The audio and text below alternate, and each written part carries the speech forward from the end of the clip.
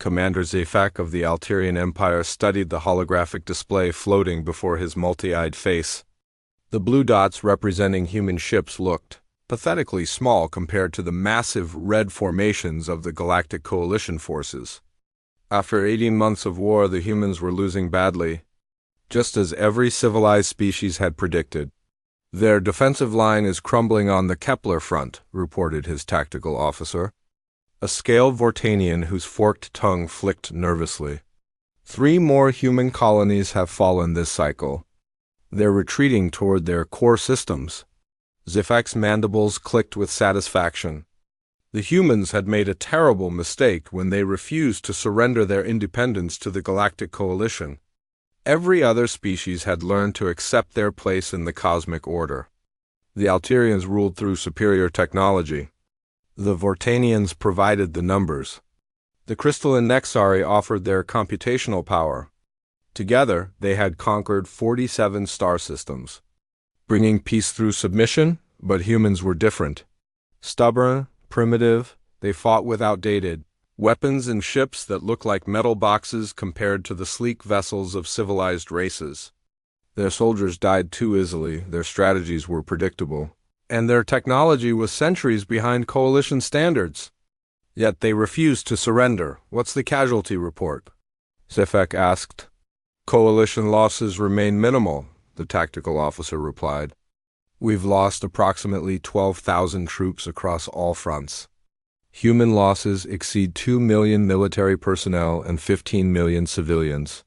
The numbers should have ended this war months ago. Any rational species would have surrendered after losing even a tenth of those numbers. But humans kept fighting, kept dying, kept sending more of their young to face superior firepower with determination that bordered on insanity. Admiral Corsus, the Nexari fleet commander, materialized as a shimmering crystal hologram beside the tactical display. Her voice resonated like wind chimes in a storm. The human behavior remains ... illogical. Our probability matrices cannot account for their continued resistance. They fight as if they have some hidden advantage we cannot detect. They have no hidden advantage, Zefak snorted. They're simply too primitive to understand when they're beaten. Their emotional attachment to concepts like freedom and independence clouds their judgment. It's almost pitiable. But perhaps, Admiral Corsus said, her crystalline form flickering slightly. But our intelligence report suggests they're developing something new. Human communication traffic has increased dramatically in the past 2 weeks. Using encryption methods our best codebreakers cannot penetrate. Zefak waved a dismissive appendage. Desperate plans from a desperate species. Whatever they're planning, it won't matter. We outnumber them 50 to 1, our weapons are more advanced, and our ships are faster. The war will be over within 6 cycles. Light years away. In a hidden military facility beneath the surface of Mars, General Sarah Chun stood before a reinforced viewport looking down into the most classified project in human history. The chamber below was vast, carved from living rock and lined with a metal that seemed to absorb light rather than reflect it. Hundreds of pods filled the space, each one containing a figure that looked human but definitely wasn't. How many are ready for deployment? Chun asked the scientist beside her. Dr. Marcus Webb checked his tablet, his hands trembling slightly. After 30 years of genetic research, he still couldn't quite believe what they had accomplished. 837 have completed the transformation process. Another 200 are still in the final stages. Chun nodded slowly. The Likan project had begun as a desperate attempt to level the playing field against overwhelming alien technology. When conventional weapons proved useless against Coalition shields and armor, human scientists had turned to humanity's oldest myths and legends for inspiration. If technology couldn't save them, perhaps biology could. Psychological evaluations? All subjects have maintained their human consciousness and reasoning abilities, Dr. Webb replied. The transformation enhances their physical capabilities without affecting their loyalty or military training. They remember who they are, why they're fighting, and who they're fighting for. Through the viewport, Chun could see one of the pods opening. The figure that emerged stood 7 feet tall, muscles rippling beneath skin that seemed to shimmer between human flesh and something far more primal. Enhanced hearing, smell, and vision. Bones denser than titanium. Muscles that could generate force equivalent to industrial machinery. Reflexes faster than any human had ever possessed. And when the moon was full, or when their adrenaline reached critical levels, something even more extraordinary happened. "The Coalition thinks they understand human warfare," Chun said quietly. "They've studied our tactics, our weapons, our history of conflict. They know how human soldiers fight, how human ships operate, how human minds work under pressure. But they've never encountered what we're about to unleash." Dr. Webb nodded. "The first pack is ready for field testing. Alpha Squad has volunteered for the initial deployment." Chun turned away from the viewport. Alpha Squad consisted of 12 volunteers from various special forces units around Earth, Marines, SEALs, Rangers, and SAS operators who had undergone the transformation knowing they might never be able to return to normal human life. They had sacrificed their humanity for the chance to save it. "Where do you want to send them?" Dr. Webb asked. "The Coalition is planning a major assault on the Tau Ceti system. Our intelligence suggests they're bringing 3 full battle fleets to crush our defenses there. It's exactly the kind of overwhelming force they've used to break our lines everywhere else." Chun's expression hardened. "But this time we'll have something they don't expect." In the depths of space, the Coalition Armada moved through hyperspace toward their next target. Fleet Commander Vex of the Alterian Empire reviewed the tactical plan one final time. 300 ships, including their newest dreadnoughts, would emerge from hyperspace and overwhelm the human defenders before they could react. It was the same strategy that had worked 47 times before. The humans had approximately 30 ships, defending the Tau Ceti system. Outdated vessels with primitive weapons and no advanced shielding. The mathematical superiority was so overwhelming that Vex had already composed his victory report. The battle would last perhaps 2 hours before the humans either fled or died. "Emergence in 30 seconds, reported his navigation officer. Vex settled into his command chair, confident in the outcome. The Coalition had developed warfare into a precise science. Superior numbers, superior technology, and superior tactics always defeated inferior forces. The humans would learn this lesson the hard way, just as every other species eventually had. Emerging from hyperspace in 3.2.1. Space twisted around the Coalition fleet as they dropped back into normal space near Tau Ceti immediately. Sensors began tracking the expected human defensive positions. 31 ships, just as intelligence had predicted, arranged in a standard defensive formation around the inhabited planets. "Human ships are moving to intercept," the tactical officer reported. "They're maintaining formation and approaching at maximum velocity." Vex studied the tactical display with growing confusion. The humans weren't running. They weren't trying to avoid battle or buy time for reinforcements. They were actually advancing to attack a force 10 times their size. Such behavior defied every principle of rational warfare. "Are their communication arrays functioning?" Vex asked. "Perhaps they don't realize the size of our force?" "All their sensor equipment appears to be working normally," the sensor operator replied. "They know exactly what they're facing." The human fleet continued its advance, accelerating to attack velocity. Vex had to admire their courage, even as he prepared to destroy them. Perhaps there was something to be said for the human concept of dying with honor, even if it accomplished nothing. "Prepare to engage," Vex ordered. "All ships maintain formation and fire on my command."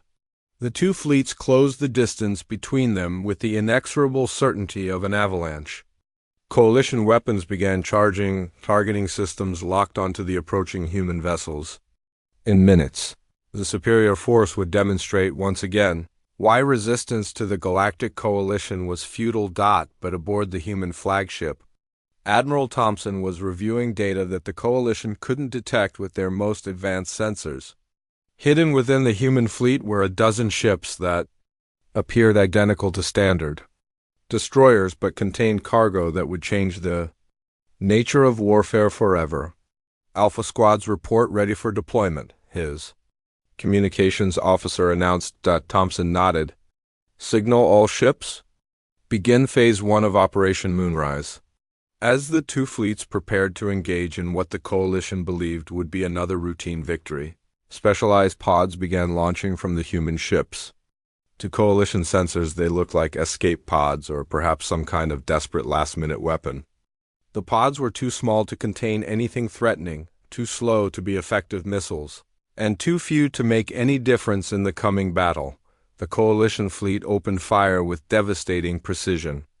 Energy beams and plasma torpedoes reached across space to tear apart the human defensive line. The first wave of human ships exploded in brilliant flashes.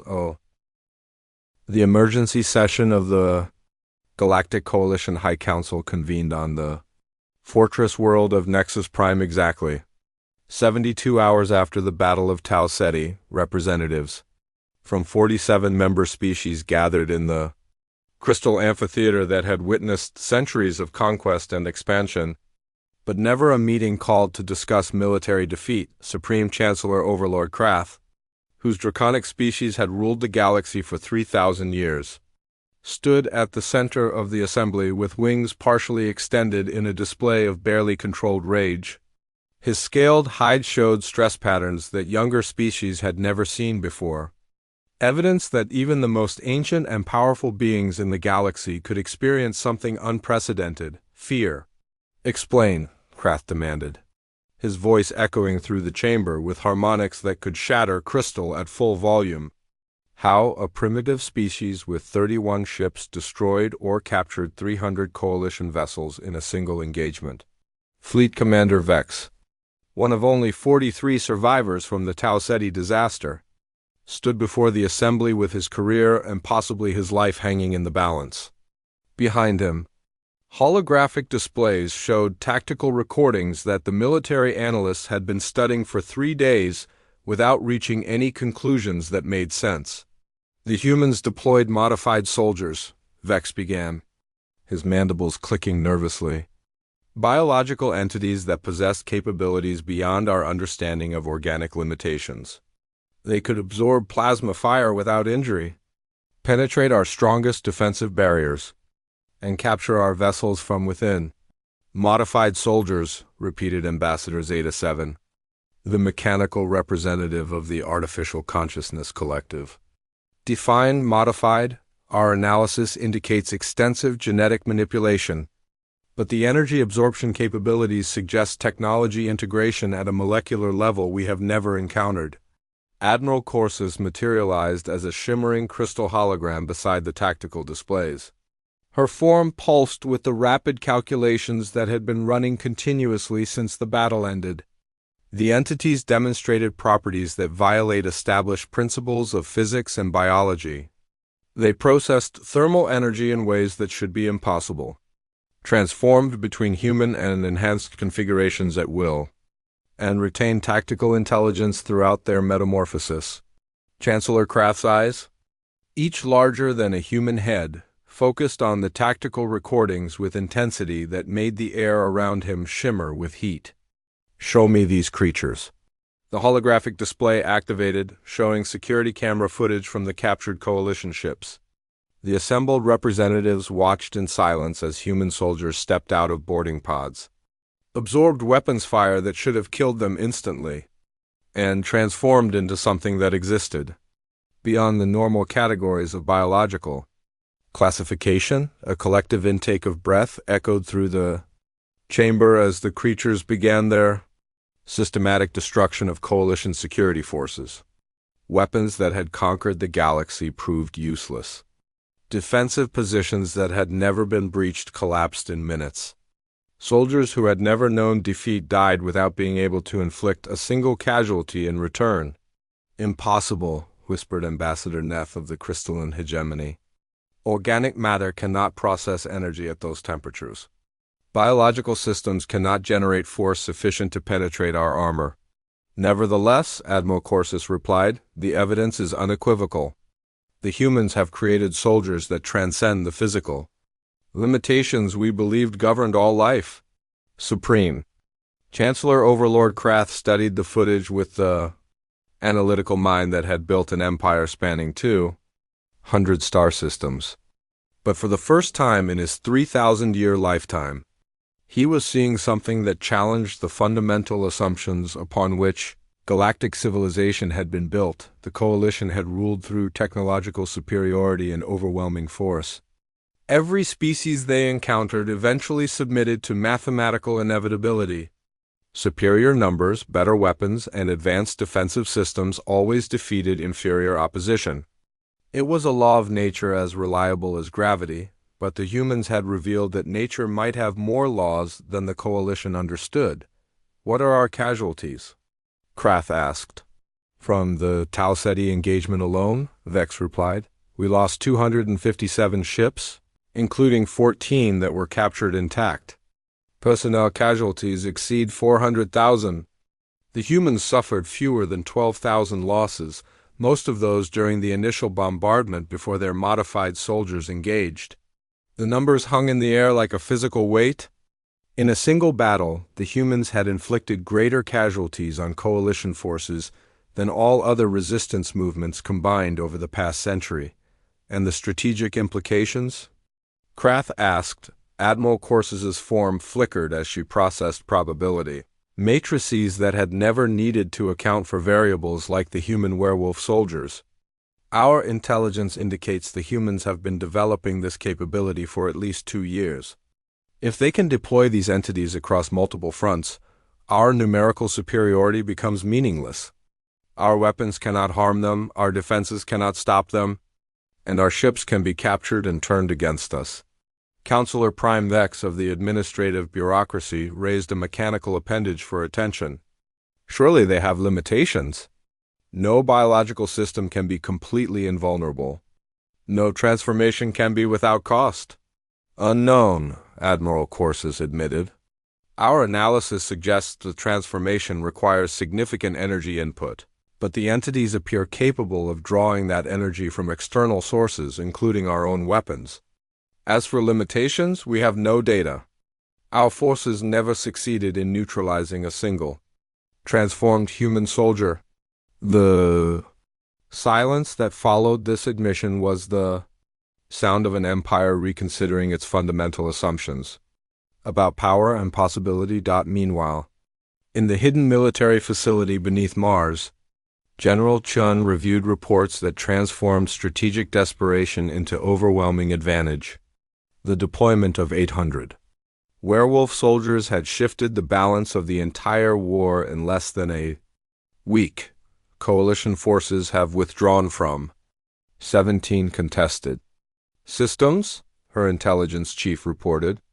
Their advanced fleets are retreating toward core coalition territory, and we're receiving surrender offers from 6 different species who want to negotiate separate peace agreements. Chun nodded, studying holographic displays that showed coalition retreat patterns across a front that had been steadily advancing toward Earth for 18 months. The werewolf soldiers hadn't just won individual battles. They had broken the coalition's willingness to continue fighting. What about prisoner reports? Coalition survivors described the transformed soldiers as demons and monsters beyond nature. The intelligence chief replied, "Several species are attributing supernatural powers to human forces. Some are claiming we formed alliances with entities from parallel dimensions."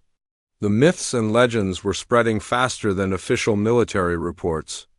Stories of humans who could transform into unstoppable killing machines, who absorbed energy weapons and tore through starship hulls with their bare claws, who retained human intelligence while possessing animal instincts and supernatural strength. To species accustomed to defining reality through technological parameters. The werewolf soldiers represented something that shouldn't exist. The gap between what coalition science said was possible and what their soldiers had witnessed was so large that many had chosen to believe in magic rather than accept that human biology could be so fundamentally different from their. When Dr. Webb entered the command center carrying data, tablets that showed the results of the past week's field operations. All deployed squads have successfully completed their missions. We've captured 43 coalition vessels intact, eliminated or captured over 500,000 enemy personnel, and suffered only 17 casualties among our enhanced soldiers. Casualties? Jun asked with concern. The Werewolf project had always been about more than military effectiveness. These were volunteers who had sacrificed their normal human lives for the chance to save their species. Minor injuries only, Dr. Webb assured her. The enhanced healing factor has proven even more effective in actual combat conditions. What we classified as serious wounds healed completely within hours. The transformation appears to grant near invulnerability when fully activated. Chung looked out through the reinforced viewport at the pods containing the remaining werewolf soldiers. Nearly 2,000 volunteers were ready for deployment. Enough to turn the tide of any engagement the coalition might attempt, but, according to intelligence reports, the coalition might not attempt any more engagements at all. Back on Nexus Prime, Supreme Chancellor Overlord Krath made the decision that would officially end the Galactic War, standing before the assembled representatives of 47 species. He spoke words that had never been uttered in the 3,000-year history of coalition expansion. The High Council hereby authorizes immediate cessation of hostilities against the human domain. All coalition forces will withdraw to pre-war boundaries and establish a buffer zone of no less than 50 light-years from the nearest human territory. The declaration sent shock waves through the assembly. The coalition had never retreated. The coalition had never acknowledged military defeat. Security Commander Thask had seen many species fall before coalition might. He had witnessed the surrender of the Calarian Empire, the collapse of the Draconic houses, and the submission of countless primitive worlds. Every time, superior technology and tactics had proven decisive against biological limitations. Every species had physical boundaries that could not be exceeded. The human soldiers emerging from the boarding pods looked unremarkable. Slightly larger than average human proportions, but still well within normal parameters for their species. Thask's scanning equipment detected elevated heart rates and adrenaline levels consistent with combat stress. Nothing unusual. Nothing threatening. Eliminate the boarding party, Thask commanded his security team. 24 coalition soldiers raised their plasma, rifles, and opened fire. The energy beams struck their targets with precision that should have ended the engagement immediately. Plasma weapons operating at temperatures exceeding 5,000 degrees had never failed to neutralize organic targets. But instead of dying, the humans continued moving forward. Their bodies absorbing energy that should have reduced them to ash, and then they began to change. Sergeant Mike Rodriguez felt the transformation surge through his body like liquid fire. His bones elongated and thickened, his muscles expanded with power that made his enhanced human strength feel like weakness. His senses exploded with information. He could smell the fear pheromones of the alien soldiers, hear their rapid heartbeats, see the minute details of their expressions as confidence turned to confusion and then to terror. The plasma fire felt warm against his changing skin but caused no damage. His enhanced metabolism processed the energy and used it to fuel the transformation. What the coalition had intended as a killing blow became a source of strength. Rodriguez's squad mates were undergoing the same change around him. 12 soldiers becoming something that had never existed in nature, but had lived in human imagination for thousands of years. The perfect fusion of human intelligence and predatory power, designed by evolution and perfected by human science. The first coalition soldier to die never understood what killed him. One moment he was firing his weapon at what appeared to be a standard human target.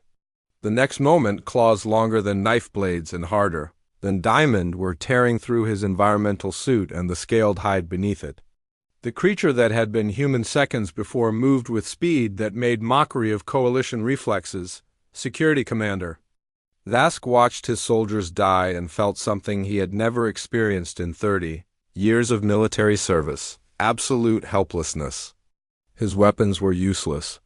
His armor provided no protection. His training had never prepared him for enemies that could absorb his most powerful attacks and strike back with force that could punch through reinforced bulkheads. Fall back to defensive positions. Dask ordered, but his communication system crackled with reports from across the ship. More boarding pods had penetrated other sections. The creatures were spreading through the vessel like a plague, killing everything in their path while appearing to suffer no casualties themselves. One of the transformed humans leaped across the hangar bay in a single bound that carried it 30 feet through the air. It landed among a group of coalition soldiers who were trying to establish a defensive perimeter, and began killing with systematic efficiency. That spoke of retained human tactical knowledge combined with animal savagery. Dask drew his sidearm and fired directly at the creature's head from point-blank range. The plasma bolt struck home with perfect accuracy and no effect whatsoever. Yellow eyes that held disturbing intelligence looked directly at him. And Dask realized he was about to become part of a military report that no one would believe. Aboard the Coalition command ship, Fleet Commander Vex stared at incoming reports with growing disbelief. Communications from 12 of his vessels had either gone silent or were transmitting information that violated every known law of biology and physics. Report from the Infinite Glory claims their security forces are under attack by creatures that cannot be killed by plasma weapons, his communications officer said, voice tight with controlled panic. Similar reports from the Stellar Pride, the Cosmic Justice, and 9 other vessels. That's impossible, Admiral Corsus said, her crystalline form flickering with agitation. No organic matter can withstand plasma temperatures. Our weapons are specifically calibrated to exceed the thermal tolerance of all known biological materials. Vex called up security feeds from the affected ships and immediately wished he hadn't. The images showed Coalition soldiers in full retreat from enemies. That looked like something from a primitive species mythology. Creatures that moved like predators, thought like soldiers, and killed like natural disasters. What are these things? Vex demanded. His science officer, a multi-tentacled cephaloid, studied the sensor data with 3 of his 12 eyes. Unknown biological entities displaying capabilities that exceed our understanding of organic limitations. They appear to be modified humans, but the modifications are unlike any genetic engineering we've encountered. They're processing energy in ways that should be thermodynamically impossible.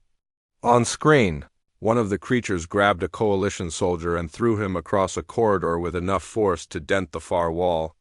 Another absorbed direct fire from a heavy plasma cannon and used the energy to fuel what appeared to be accelerated healing of minor wounds. How many of our ships are affected? Vex asked. 14 and counting, the tactical officer replied. The boarding pods are continuing to target our larger vessels. Each pod contains approximately 12 of these ... entities. Admiral Corsus's crystalline form pulsed with rapid calculations. If this pattern continues, our entire fleet will be compromised within the hour.